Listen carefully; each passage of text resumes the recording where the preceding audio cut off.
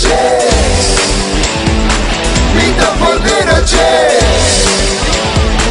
Meet the PolitiChicks. This is where the political action lives. Go get your political fix from the PolitiChicks. I am here with the great Bill Whittle and the lovely Courtney Turner. So happy for you guys to be here. Why are you here? What's going on? Well, we got an invitation from the great folks at Right Online, and they asked me to come and do a panel piece on how politics affects, how culture affects the politics.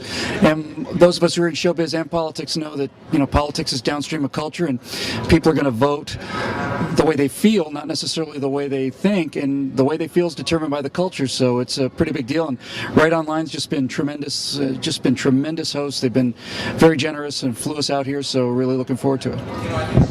Courtney, what's wrong with the culture? Oh, where do we begin with that? That's long, right? I'm going to go get a shower. I'll be back. Probably Yeah. 45 minutes. I think there's a lot wrong with the culture right now, but I think, you know... Like the Kardashians, you mean? That kind of thing? That kind of thing, exactly. You know, I think that now we have all these people like them. Bill talks about this all the time, social proofing, and how instead of looking up to people, we have these reality celebrities who people can feel better about themselves by looking down on them. And I think, you know, one of the things about conservatism is in the culture, it was such a movement of heroism. You know, so it was people we looked up to as opposed to people that we could, you know, make ourselves feel better about by relating to. So.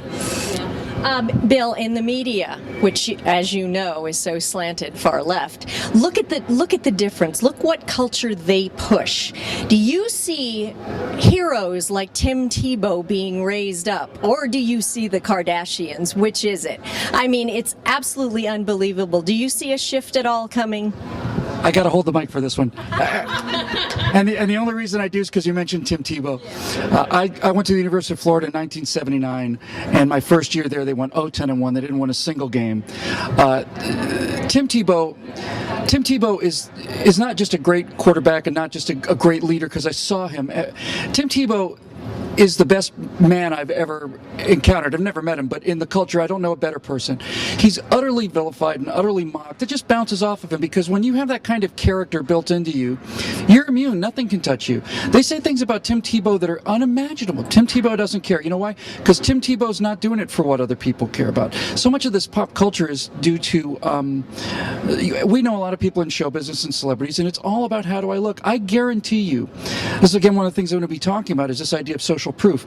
If it was cool to have conservative values, 95% of the Hollywood celebrities would be conservatives. They just want to do what everybody wants them to do. They want to be popular. They want to be liked.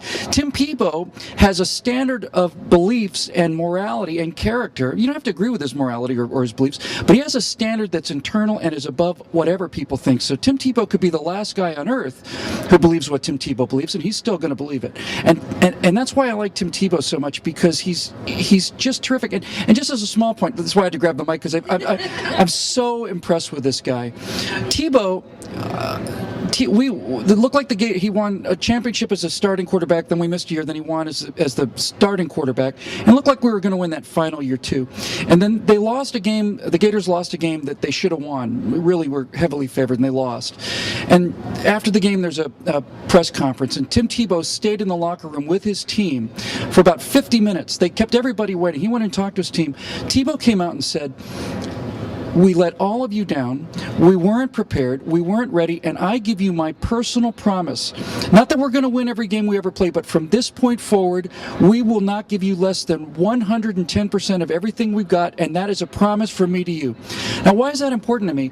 It's important to me because it's accepting personal responsibility for failure.